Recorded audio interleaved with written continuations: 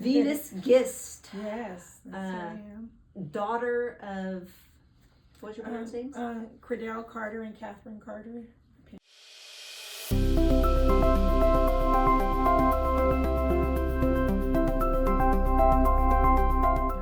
Daughter of the Carter family. I'm here, Bay Area native. Yeah, I grew up in Hayward, attended schools in Hayward. Okay. Tell me a little bit about your educational background. Yeah. What did you do for a living? Yeah, sure. Growing up in Hayward, I grew up in a great family. My parents worked hard. My dad was a probation officer. Mom worked at Cal State East Bay, manager of human resources, taught us well. After I grew up, I went to college, but I didn't finish at Cal State. It was Hayward at the time where my mom worked. Yeah. So I later went back as an adult, personal goal to get my degree in psychology. I didn't get licensed, but I got my master's in family and human development, which I really did. Family and human development. Right? Yeah. And then I worked for the school district, actually the school that I attended, Hayward High. And worked in special education. Did some counseling with students too. Then life was good. I'm married. I have 2 adult children and 1 grandson who's a teenager, 16. Everybody's well. Life is good. Good. So educated in human development, and you find yourself in a tricky situation with your folks. Dad, and at this time, how old is Dad? Dad is in his 80s, 83. So Dad's in his 80s, and Mom? My mom's 3 years older than my father. Okay. So he's about 80, 45, 86. 86, at the time. And then you find yourself in a guardianship. But so for the people watching, let's just give them what is a guardianship. So a public guardian in California is, well, one thing we should do is we should at least address the elephant in the room. When people see maybe the first clip, we're both wearing different things. Right. Okay. So they will see that. So they will see that we are wearing different. So this is our second time recording because we both wanted to be mindful about how we're putting your story out and really educate folks and be mindful about this process, because some people do need to have an appointed guardian. And so we wanted to be mindful about, here's what you would do in that situation. And then here's when it's falling off the tracks. Here's some kind of things that could happen to you if you're not looking to get into that. So a public guardian in California is a county level government agency that serves as a conservator when no suitable family member, friend, or private fiduciary is able or willing to serve. The court may appoint a public guardian if family conflict prevents someone from serving, no responsible relative available. It is determined that the person's best interest to have a neutral third party involved. So the public guardian manages the individual's care and or finances. This often results in family losing their decision-making authority, and families frequently experience frustration as decisions are made by the court for their loved ones. Professional fees may be charged and the person's estate can be significantly impacted.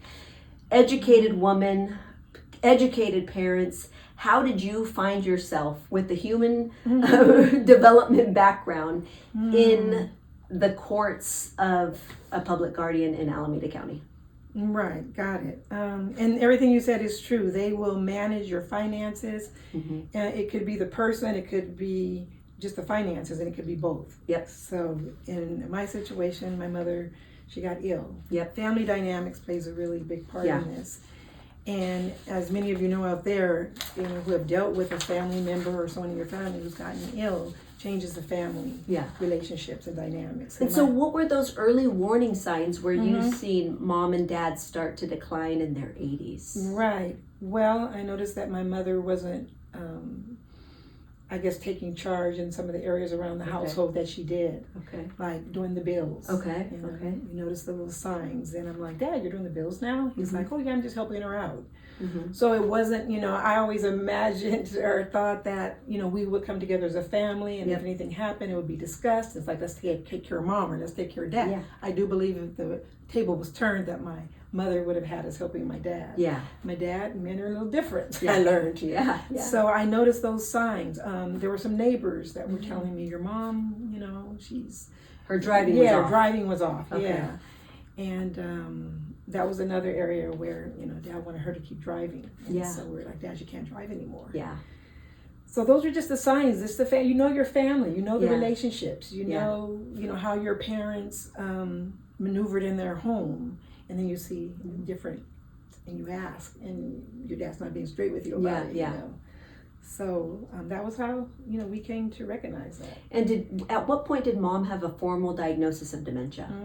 It was later on down the road. It took a little coaching first to get my dad to take her in. And once she was in, the doctor took her driver's license away and said she was diagnosed with full-blown dementia. She was at a very moderate stage, a little progressed in it, and that's when you want your mom to get the care. You want her to be taken care of. And I know last time we were talking, there were multiple trips to the emergency department.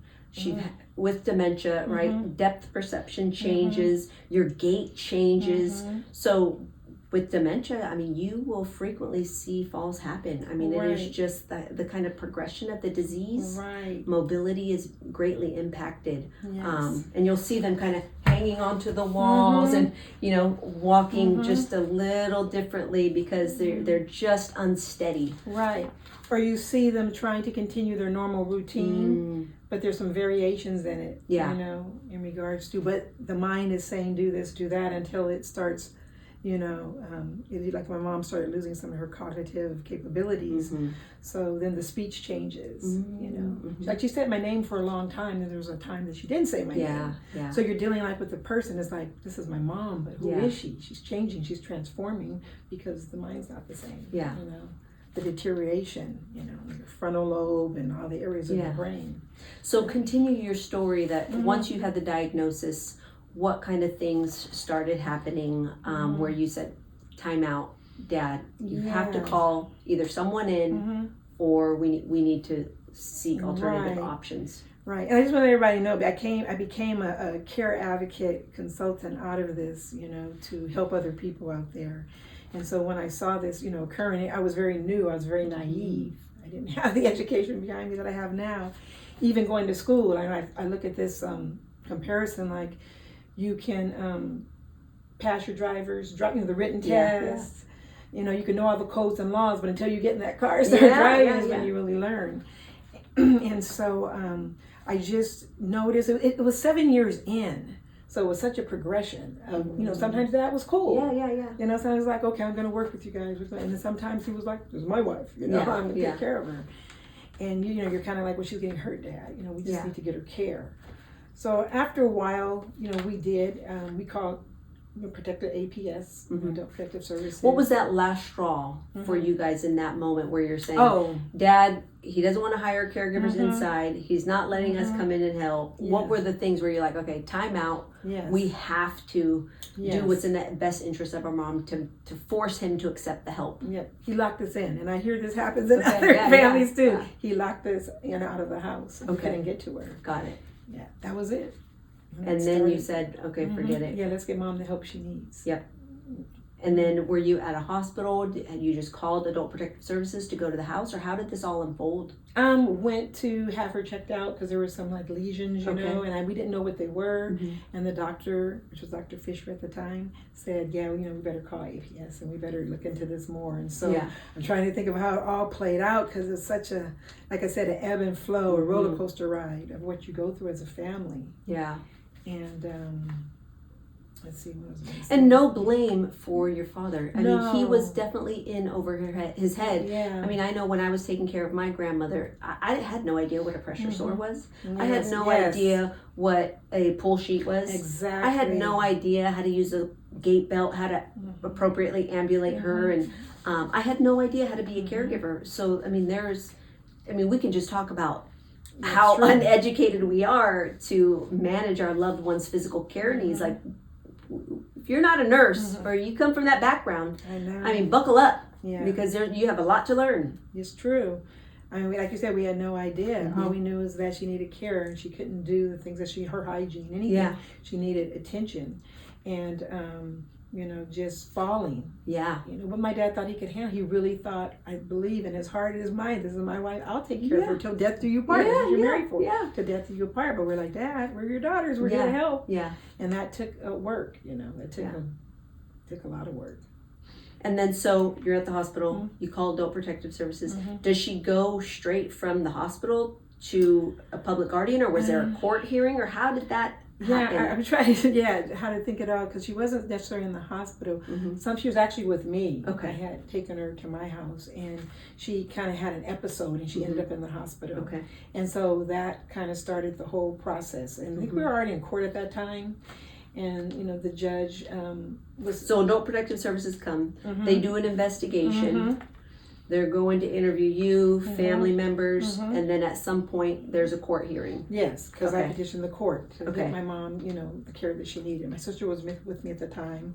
My sister did decide to leave later for her own choices, and so it was just me, And I just wanted to get my mom the care she needed. Yeah. I didn't want her hurt anymore in the house, knots at her head. Yeah. And my dad wasn't doing it intentionally, but it was like he really thought he could take care of her. Yeah. And so, asked me. So after that, so you go through Adult Protective Services, get involved. Do they kind of coach you to petition the courts? No, that was just, I guess we talked about it a little bit, of course, because, and I'm trying to think of the gentleman came out and we talked. And so you really do think they're going to help you and support you just to get your family the care that needs, even though my dad has a denial around it. And so the court process starts. Okay, it just starts. Yeah. And you show up for court dates. Yep. Okay. And initially it was my sister, my father, and I. We wanted to mediate. My dad didn't want to at the time. Okay. So then that's why I progressed on. Okay. Could have ended and stopped. And where was Mom at that point? Was she at home or was she with you? She was at home, I believe. Okay. She was back at home. Okay. And because I know there's times she was in a facility because of falls. And she was in the hospital at least 2 or 3 times. Staph infection. My dad even ended up in the hospital because he has chronic, asthma. And he became more cooperative then. Okay. So the behaviors in the family is one of the things I put down. The behaviors are, you don't know what to expect because it's dementia. Yeah. And it's new. Yeah. And it progresses very slowly. It's very slow and it's painful, but you don't even know it's painful. Yeah. You're just trying to cope and juggle and deal. Yeah. You only know how your household was, your parents were. Yeah. And you're trying to talk to your dad and say, Dad, you're trying to sit down and have, logical conversations. Yeah. He's a very strong man. He's a retired probation officer at that time. Yeah, so wasn't nobody going to tell him. Nobody going to tell my dad what to do. And I mean, how long were they married? 60 years when they passed away. Of course, he's going to advocate for his lady love and say, the hell, you ain't taking my lady out of this house, right? Like, I would hope my husband would do the same, right? Yes, yeah. So I get his perspective of he wants to advocate for his wife. But the painful part is seeing your mom hurt. Yeah. The mom that you saw taking care of us, now we have to take care of her. Yeah. And give her the best. Yeah.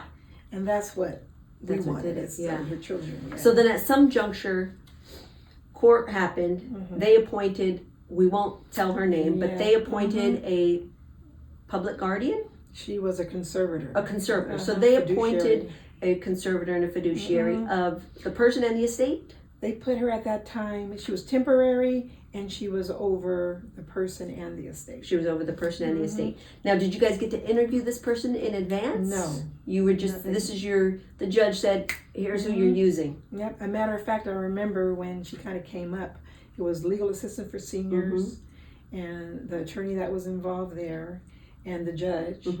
And they were contemplating, who to select. In this case, too. And then one of them said, I was thinking of that name, and they said, I was thinking of that too. Okay. Which made me think there was some collusion when we get into that. Yeah. So.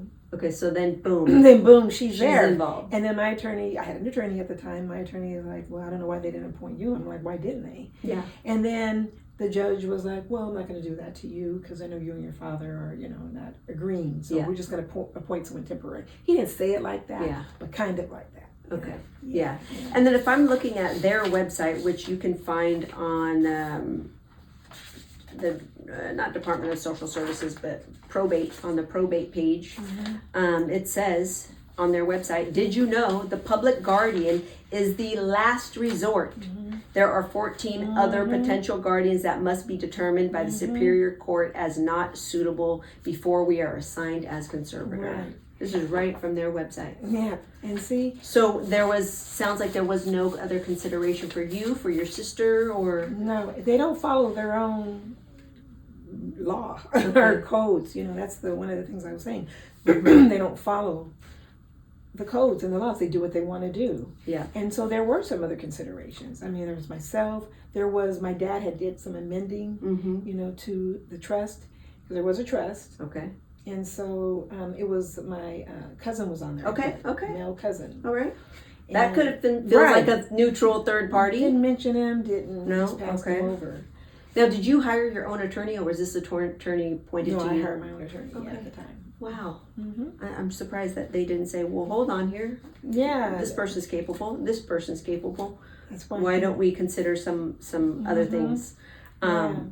That's why I thought it was predatory behavior. Predatory behavior. How are these folks vetted? Do they have to have a license? Yes, license, which we found out later she wasn't licensed. She hadn't renewed her license. Okay. They're supposed to be, because there's a fiduciary bureau. Okay. All right. And so they have to go through, tests and screenings through that fiduciary bureau. Okay. And apply. Yeah. And pass. And she was we don't know what this level of education or background this woman had. We just know she was appointed. Good luck. May the good Lord be with you. Yeah. I mean, her credentials are there wherever she attended school and so forth. It's listed.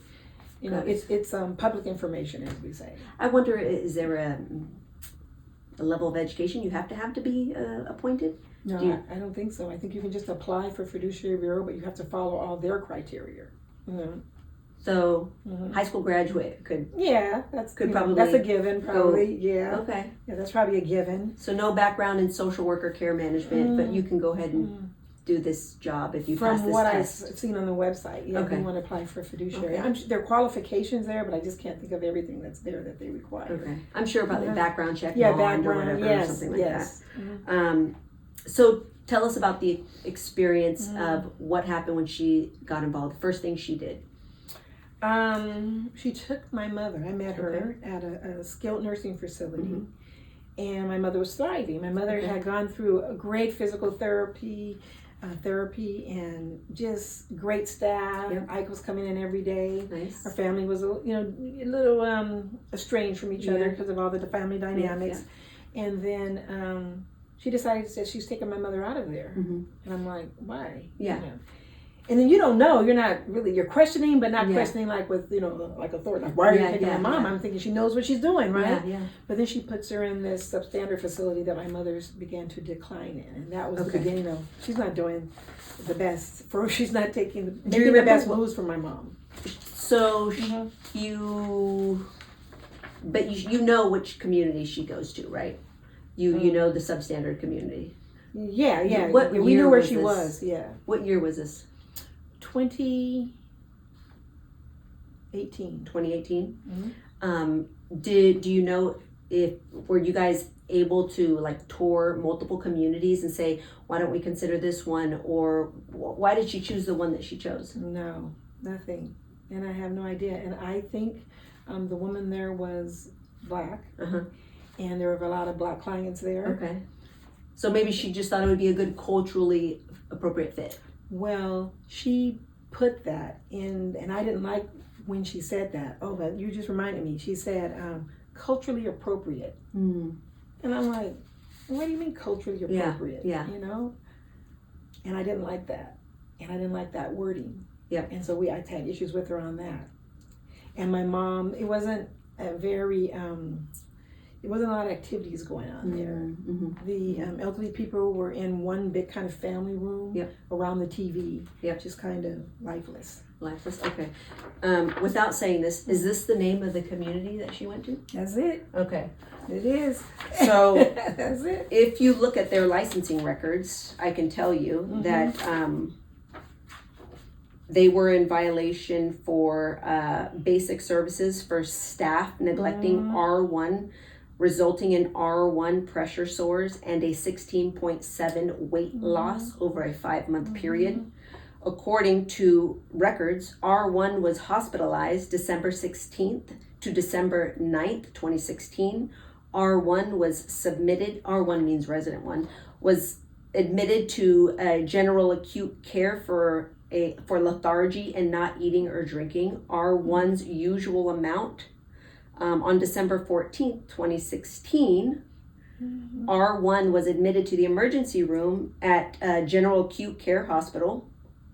At a general acute care hospital. The records documented a blister, stage 1 pressure sore, 3 centimeters, one on the hip, one on the coccyx. A small laceration was also observed on R1's buttocks.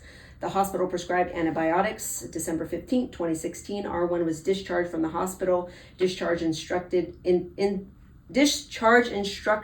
indicated that staff and facility were to monitor blisters based on interview and records. And it says here, right here by the Department of Social Services, the facility staff failed to obtain timely medical attention to R1. The licensee's failure to seek timely care of the resident caused serious bodily injury and required hospitalization and surgery. At the time of the complaint, they were issued a civil penalty. And multiple health code violations. And she's still open, right? And she is still open. And this particular, it says here, and I don't know if this was your mom or another person, but it says, during the department's interview, R1's public guardian reported conducting a quarterly visit to the facility in April 2017. And observed R1 had lost significant amount of weight since R1's public guardian's last visit. Yeah, not my mom. I didn't leave her there that long. That's when I spoke up, when I saw her decline. So that's really awful. So clearly this particular community works with a public guardian. Yep, the one that my mother had. The one that your mom was at. Very closely. She places people there. Okay. And we know they have a history of not providing quality care. Right. Which I saw my mother decline immediately, which this was not her behavior at the skilled nursing facility. She had quality food. The food there was terrible. Yeah. You know, and I said, my mom needs to be removed. This is not going to work. And so my mom, her behavior. How long was she there, would you say? I say maybe not even a week. Oh, okay. Oh no. Oh, so you knew right away. Right away. You were like, well, hold up. Okay. So I guess they didn't want any problems from me. Okay. So they immediately had my mom transferred to Eaton Hospital to check her out to make sure she didn't have a urinary infection, tract infection, and all that. So they got her out. And so I was looking for facilities. I told you, the Hungarian family. I found them in Castro Valley. I was happy. George Druga. They provide quality care. I mean, they are the bee's knees in Castro Valley, for sure. She never, ever went and looked at the facility and found a place completely across town. We live on the Castro Valley side of Hayward. South Hayward can be like driving to Oakland. And it was, and that's a lot for my dad to have to commute to visit my mom. And this is where she put my mom. So again, there was zero collaborative approach on placement. No communication, just, I'm moving her here. Okay. You know, because she had relationships there. Okay. And my mom would decline and deteriorate faster there if you would just see the facility. Now, during this time, who's footing the bill? During the time, the bill's just billable hours, okay? So technically, the estate and your dad is paying for her care, but has no decision process. Right. She has no decision making. She's making the decisions. My mom has great insurance, so a lot of things were covered within her insurance. I'm sure she discovered that. My mom could have stayed in that skilled nursing facility longer because of the insurance she had. I did the research and called the insurance company. She would have just had a shared cost. And, right. Okay. But they take over in all these areas. So when you call in, they're like, they know, her name. Yeah. Okay, so now you're at the Hayward place. What's going on there? So it was a very large facility. It was owned by Filipinos. The Filipinos working in there, and it was not dirty. It wasn't it wasn't unclean, but it was just large and very strange presence. And I didn't know it because it was clean. I didn't notice that. Wow, you're not going to put anyone here. I mean, I noticed it, but I know it would be a problem. You're not going to put anyone in the room with my mother. My mother was at a very progressed state in her dementia, a little bit more severe. Because she was put into that facility, her walking changed a bit. So we were, immediately I was going to get her physical therapy still. Yeah. She didn't do any of that. Like, oh, let's see what your mom needs. My mom had kidney issues. So I started observing that you're not focusing in particularly on my mother. She's an elderly woman. Everyone here is an elderly. There were patients there who were maybe in their 50s, 60s, who maybe had some mental problems or breakdowns or whatever. That kind of wandered around. It kind of reminded you of a psychiatric ward, a little bit. Like, why would you put my mom here? Yeah. I was making certain requirements about her food, and I was bringing her food. Wow. And she wanted me to stop doing that. So then I started observing this isn't going to work. Yeah, she told the kitchen staff, let me know if she brings in food for her mom. She's not to do that anymore. What's the rationale behind that? Thank you. That she really wanted me out of the picture. Okay. So your mom didn't have any specific dietary restrictions? Yeah, she did. Okay. But you know what she told me? She told me that she talked to the social worker, I believe, was it at the hospital, and they said because we're at the stages that my mom was in, let her eat what she wants. If she wants a piece of cheesecake, let her have it. And I was like, no, my mom never ate cheesecake when she was raising us. So no. Yeah. So we just began to have a little tug of war battle, and I wasn't backing down. But when we went back to court, I can tell it was moving towards filing a restraining order against me. Wow. She said it, and at that time the judge went, no, we're not going to do that. Wow. At that time. Yeah. But just within the facility, I was going to be there every day. Yeah. My dad was visiting also. We sometimes would run into each other, and we start noticing that mom's not going to do well here. Yeah. Okay, so now your dad and you are on the same page, and now you really hate the second placement. This is not going to work out. No, it's not going to work out. Okay, and then what do you guys do from that point? We rescue my mother out of that facility. We take her out like I said, I can't remember the name of it. It was in South Hayward, somewhere close to Tennyson. And we, being that I was also advocating, just beginning my beginning stages of advocacy, I was meeting people. I was meeting other families that were going through the same dynamics. We were visiting different politicians, Council Member Ben Bartlett, Board of Supervisor Nate Miley. Nate came in a little later, but initially we went to the DA's office to complain. That's when I met Linda Kincaid of Cedar. And so I was advocating a little over here and then trying to save my family too, with realizing what's going on. And, during the advocacy, I met a lady named Tanya Dennis, who was a writer and still is for the Oakland Post. And so they connected us together. And I think I had a cousin who had some affiliations with the Post at that time, my cousin Jackie. And so I just went to Tanya after I got to know her for a while, and I said, Tanya, my mom's not going to survive in this facility. What do we do? I said, I want to go in and get her. Yeah. Because this is not right. This is not legal. Yep. This is not of integrity. How the court system, this is if the court system is involved. Yeah. And you're trying to reach out to them, telling my attorney, this is what's going on. Yeah. It's like he was trying to help, but it's like they're in between the court, and the family. But you're working for me, right? Yeah. So so you're communicating to your attorney and to hey, my mom's care needs aren't being met. She's not being served adequate food. That's right. It's an inappropriate placement because right. she's around other people that can put her at risk because they're far more ambulatory and That's maybe, right. you know, on the behavioral, the aggressive behavioral spectrum of dementia. Yes. So putting your mom at risk, it's an inappropriate placement. You know, my father was saying, like, I don't know who comes in here at night. You know, she's in here by herself. There's men lurking around. So during this time, and how is the conservator communicating with you guys about her care plan? Not at all. No? Not at all.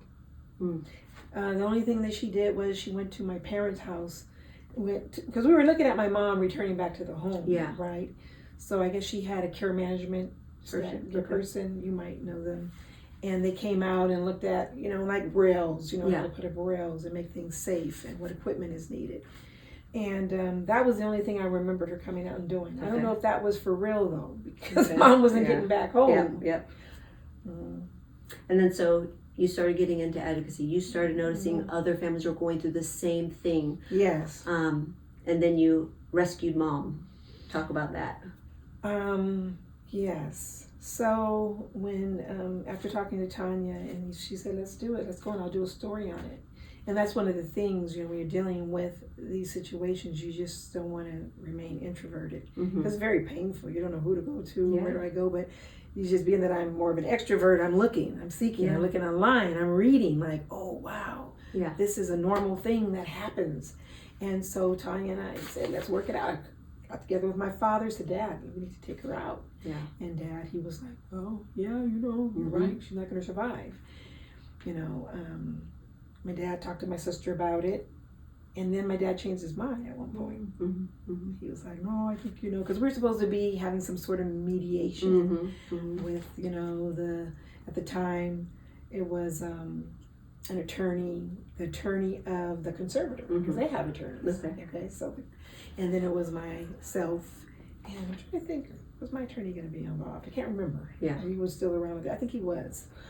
And so he was. We were going to have a meeting, and I just didn't think. It was just felt like it wasn't straight up. It wasn't authentic. They were in collusion. I was very clear at that point. And we just planned a day, Valentine's Day, to go in and take her out, like Bonnie and Clyde. We worked. You talked to me about it, and it's like yesterday, but like kind of a blur. But we took her out. We went in. My father and I had come together because we both had agreed that, oh, Dad, I wasn't against my father. Like, you know, this is behavior of taking care of Mom.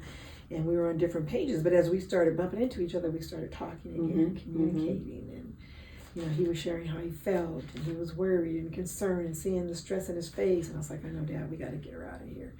This is not what I meant to happen. And so we did. And we went in one day together. He told my sister what to do, to come show up with the car so we can take Mom home. So we went in, put her in a wheelchair, wheeled her out. And, you know, just like we were normally visiting. So were you concerned about facing any legal consequences for doing that? Not at all. For some reason. I don't know. It's just God, I guess. Not at all, Christine. So you were like, I'm saving my mom's life. I don't care. I don't care what I have to do. I don't care. Yes, I don't care. Okay, so Mom gets home. You guys implement care. Everything's safe. You end up back in court. And what happens? What is it? Well, we weren't finished. Okay. We took her out during the process. So when we got to the house, the facility realized she was gone, and they called the conservator. Wow. And she called my father. And that was one of my issues, the court, you know, where I named my organization out of Care for People Court. I didn't see the caring that the court, you know, I felt should have cared for a family dealing with a loved one who's ill. You know, just dominating and controlling. That's what I saw. And she wasn't a warm, friendly person. You know? She was a person that showed, I'm in control. So during this period, I'm trying to like imagine how is she she must be reporting to someone, here's when I go see my conservatee, here's what's going on, here's a report.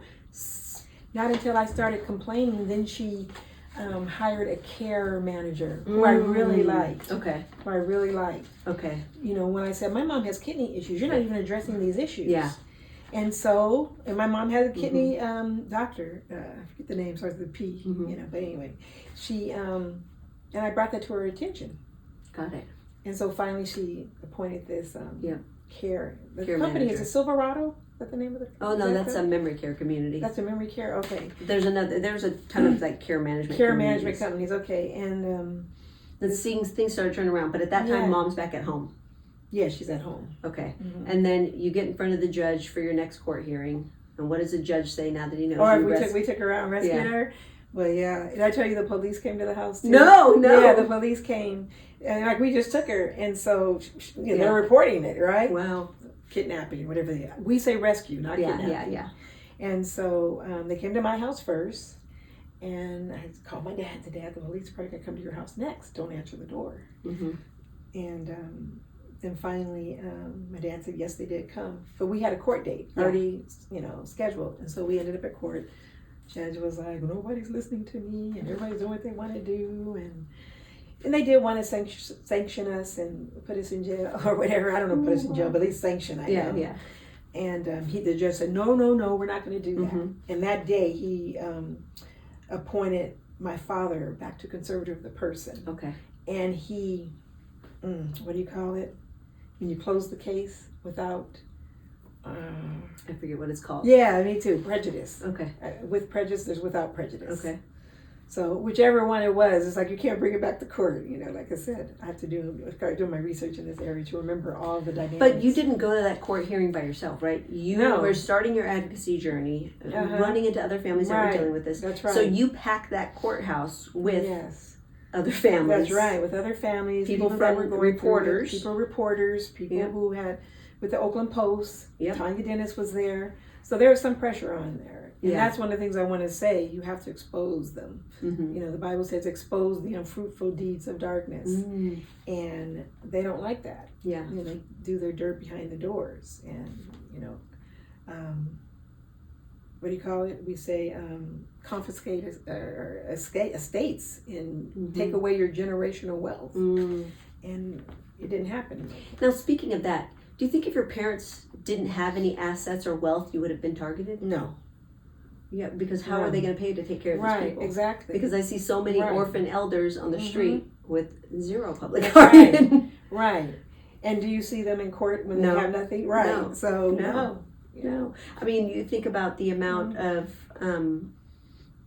mentally ill, homeless people on the street. That's right, a lot of them. They certainly need a guardian. They certainly need a public guardian and a care manager. Yes.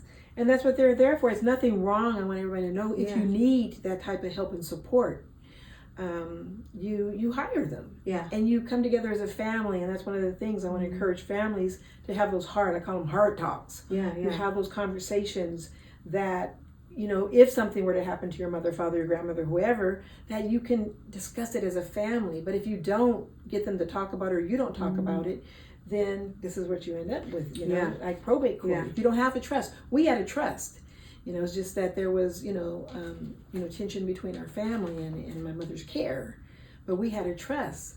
But my dad was making amendments to the trust, and that was changing things and altering things, and we weren't on the same page. So when you come to court in conflict, that's what they. It's costly. It's costly. And what would you say, on average, it cost your family's estate? It could have been a little under, probably $100,000. Okay. Maybe. For 60, how many 60,000. years were you in and out of court? Probably started like 2015. We got out one, came back, had a few different attorneys. Yeah. Dad's behavior, just looking at mom, and 7 years of this. It's like, okay, we can't do this for 7 more years or whatever. Let's get her some help. Yeah. And so, probably total from 2015 to 2020, which is when our case was commenced and completed. Wow. That is a very long time. Yeah. But during that time, and what year did you bring mom back home? That was 2018. So 2018, and it still took you 2 years to close the court case. Yes. But from 2018 to 2020, mom was at home receiving care of 24/7 care, caregivers. They basically, care. Yeah, we had caregivers there most of the day. Who was paying the caregivers? My dad was. And during that time, did your conservator still have access to all of the assets? No, so when we went to court, after we took Mom out of the facility, because it was such a short period of time. It was like 3 months, you know. But they left her over the estate. So immediately I told my dad, knowing that we need to go get your money out the bank. You need to get your money out the bank, Dad. Yeah. And you know, my dad being, you know, your parents just don't rationalize the same way. Yeah, you know? yeah. He's like, okay, we will, Venus, we will. I said, Dad. You know, and then, you know, me and my dad just trying to build that rapport again. Him trusting me. I'm going to court and trying to save Mom, but he's not in agreement. So it's just, Dad, we need to get you to the bank. And we did. And we got it out. And they were mad. She was mad. Because they would have taken it all. Wow. Yep. And so they're basically just invoicing you and pull out what I want. Invoicing, and you know, she has a bond, a security bond. She's sending my dad the bill for that. So everything's just accumulating. They had an invoice, they did. Yeah. Legal assistant for seniors, her attorney, and it wasn't. I see it was probably about maybe $20,000. You know, 17, 20. I remember seeing it, and then I know my dad had paid 10. And then my dad swore up and down that there was $30,000 taken out of an account, you know. So because my dad and Mom were on those accounts, my dad's not concerned because it's my mom. So there was an account that I think was just in my mom's name that she went and confiscated and took my mom's retirement and took my mom's Social Security. My dad got back the retirement once the case was commenced and completed by the judge, but not the Social Security. Okay. I don't know why. Interesting. And then wasn't there a point where they were trying to have a property being sold? Yes. There was what was the rationale behind that? Because you're telling me she's at your home, you guys are paying for care. Why would we even need to sell the house? Right. It was some bogus statement on there or something about the dates, which made absolutely no sense. But when I saw that, when I received that notice that for the benefit of the beneficiaries that she was going to sell the estate, which was not true. That was not to our benefit. We did not agree to it. You did not talk to us about it. I immediately start, you know, seeking help. And and it wasn't the primary property, it was the rental property. It was a rental property, right. Okay. Yeah, because my parents were living in that one. So I guess she had sense enough to leave that alone. But the one that was the rental. And so I asked someone that I knew who was well-versed in law, what can I do, you know, that's conservative? He goes, does she have a bond? I go, I don't know, maybe. He goes, well, file a claim against her bond, for surety bond. And that's what I did. And it stopped all action. He says that shuts everything down. And it did. And I got a letter, maybe about a week or two later, saying they changed their mind on selling the property. I wish I would have brought the letters. I forgot about that part. Yeah. Wow. Yeah, it changed, just like that. Her and her attorney. Wow. And it boggles my mind because Mom's at home. Mom's being cared for. You guys are paying for Mom's care needs. So why would we need to sell that asset other than to pay your management fees? Right, exactly. And make money. They make big money off of people not having anyone. Or, you know, sometimes we wonder, you know, just being of, you know, Black American, like you're taking advantage. You think you're just taking advantage of, you know, a Black person and their family and their assets. You think you deserve them? Yeah. No, my mother and father worked hard for this. We're not that type of family. We're not the ones. Yeah. And so we fought it. You know, and it was I don't even know. I can't even tell you that things that would come into my mind that I would think, okay, maybe landmark, between God and landmark helped. You know, intention. And it just boggles my mind with like, okay, then we didn't need a court date and they just said, we're just kidding, we're not going to take that property. Right. Exactly. Like, how does that and let me tell you, this was outside of the court. This was not going back and being accountable to the court and the judge. Yeah. They start doing this behind the scenes. Which is so weird. Yes.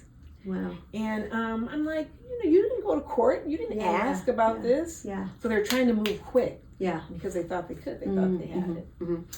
And then during your advocacy period, you were also out there, and this is when we met, you were doing the screening of the Guardians documentary. Yes. Talk a little bit about what you were doing with this documentary and a little bit about that, what that documentary was about.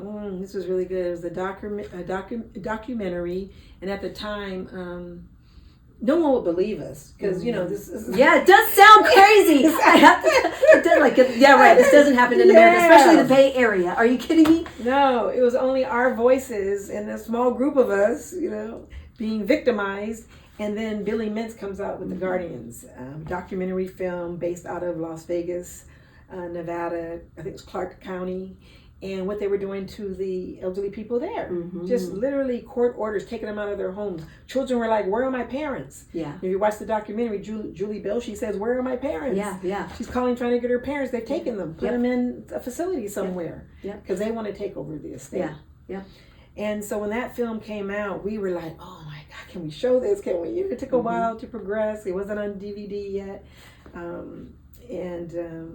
Finally it came out and we just started showing it. And I said, we're doing screenings. Yeah. You know, we're doing screenings. And when some of us got together, we started doing screenings. I didn't have Care for People Court yet. And we were just doing it as advocates. Yep. And I remember Board of Supervisor Nate Miley came. And he's been one of our biggest, my hero advocate. He said, I didn't know this was happening. And ever since we're still working with him. You know, United Seniors of Oakland, Alameda County. Working with the seniors, educating them, letting them know, get your trust. This is a thing. People are not getting their trust because they don't want to spend the $3,000, $4,000, $5,000, sometimes $7,000, depending on what kind of trust you need for your estate. And you know, your estate is the land and the property that you own, that you want to make sure it goes to the family and not to the courts.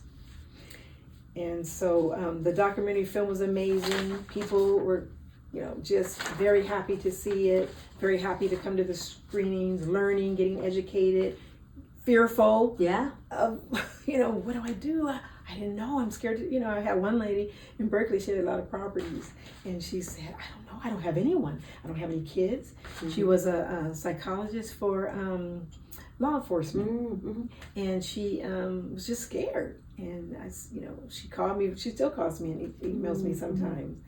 And I tell her what to do, which she ended up in a situation with my conservator's care management person, and my name came up, and that person didn't like it. He said, oh, she did this, she did that. She talked about me, and I said, you stay away from her. You call me first. I'll help you get someone. Yes. You know, you elderly people or seniors, and sometimes I don't like when you say elderly, but seniors, you really have to be careful of who you trust out there. Oh, for sure. Yeah. Absolutely.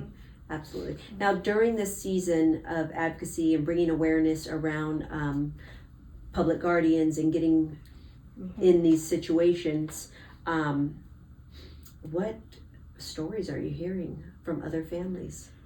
Well, you know, I get emails all the time, and there's a lady named Marion. She's on the East Coast. There's Rick Black with Sevier, CEAR. Rick has a website. It's great. He helps a lot of people, and it just doesn't stop. And there's just families after families. It doesn't matter, black, white, Vietnamese. Angelique Fawcett just sent me a request asking me to, you know, submit a letter. It was already formed letter to make sure I put my organization on it to support a lady. I think she was Vietnamese. Her name was The Nguyen. Is that Vietnamese Nguyen?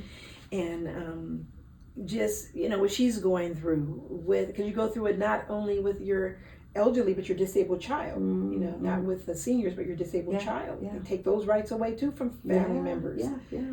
And just, you know, these organizations are here to help, and you have to reach out. Seer, Carrie Kasem, you know, Kasem Cares.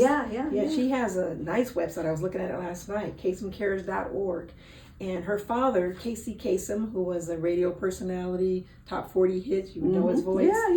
You know, was, you know, what they had to go through as a family, seeing their dad when the stepmother was alienating him. And it's just story after story. I know so many people, even attorneys who have been in favor, who have lost their licensing because they are not going with the courts and what's happening. It's not right. And they end up becoming advocates. They just give up their license. Some don't. Some start and then they stop because they got to feed their families. And that's where it's hard to find an attorney who can represent you fully. And go against the bar and the judges. Judges have immunity. You know, so and then it's not all judges, it's not all attorneys, but you know, you need to know who you're working with. Absolutely. Now, is there any legislation folks should know about that has been passed in regards to all of this? Yes. As a matter of fact, during my advocacy, that was probably 2019, I've been to, Sacramento, state capitol, politicians' office, Senator Wachowski. Like I said, D.A. O'Malley at one time, Senator Skinner, Nancy Skinner, Ben Bartlett. And so finally, we got Senator Wachowski to propose a bill in regards to this, Senate Bill 303, which is a bill that stands for keeping the conservatives in their home. Let that be the last result to sell their property. Yeah. And it passed. Newsom passed it. Wow. Governor Newsom passed it.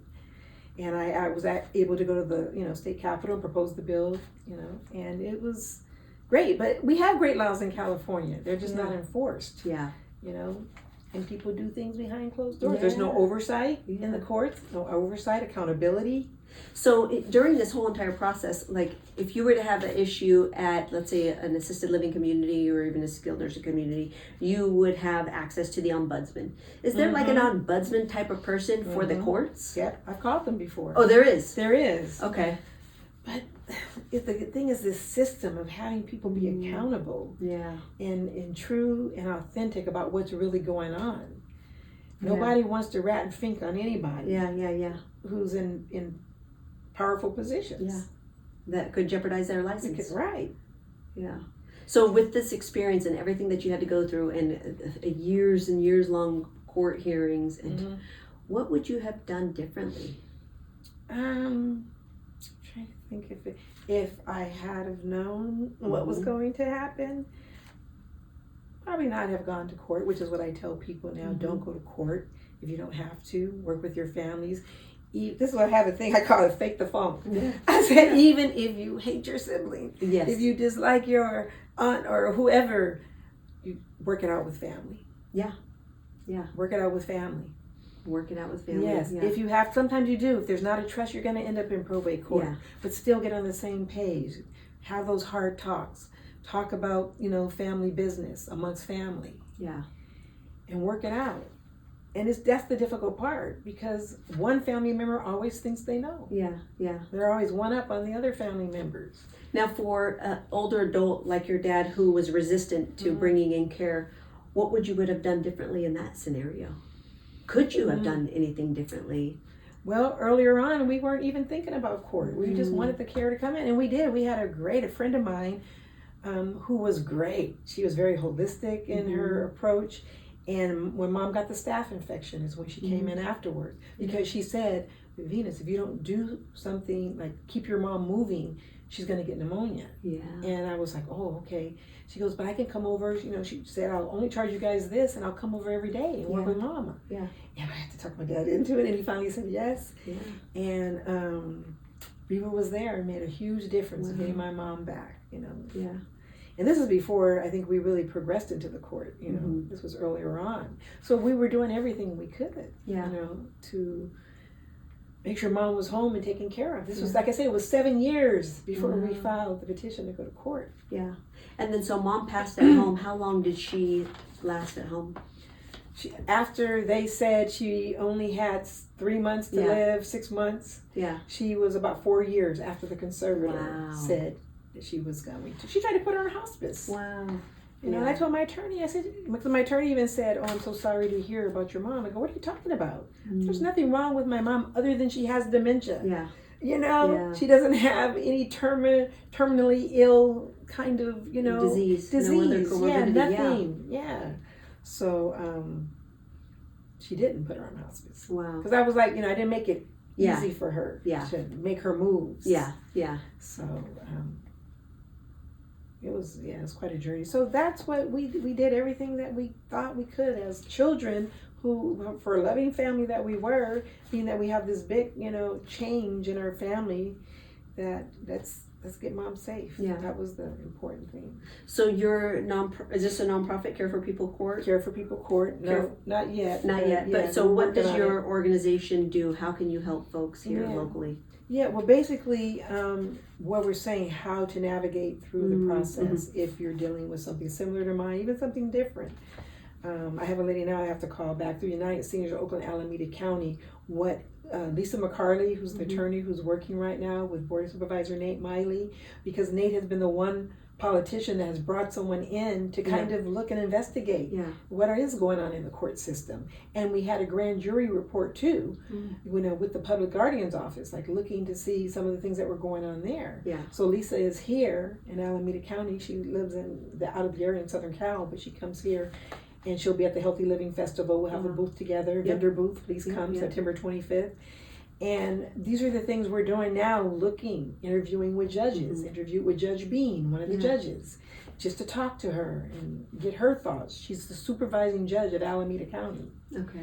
And to put some procedures and protocols into place. Like one of the procedures and protocols it should have been in place is having that appointed care manager. Because the one good thing that did happen with this appointment of the guardian was that care manager was great. She made things happen. Yeah.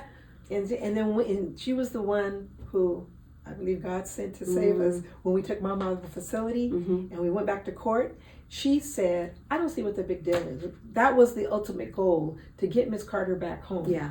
So it may not have happened the way you wanted it to happen, but here we are. Yeah.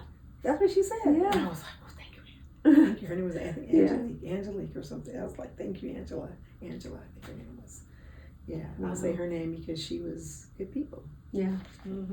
Well, thank God for that. Any other final thoughts or anything we did not cover?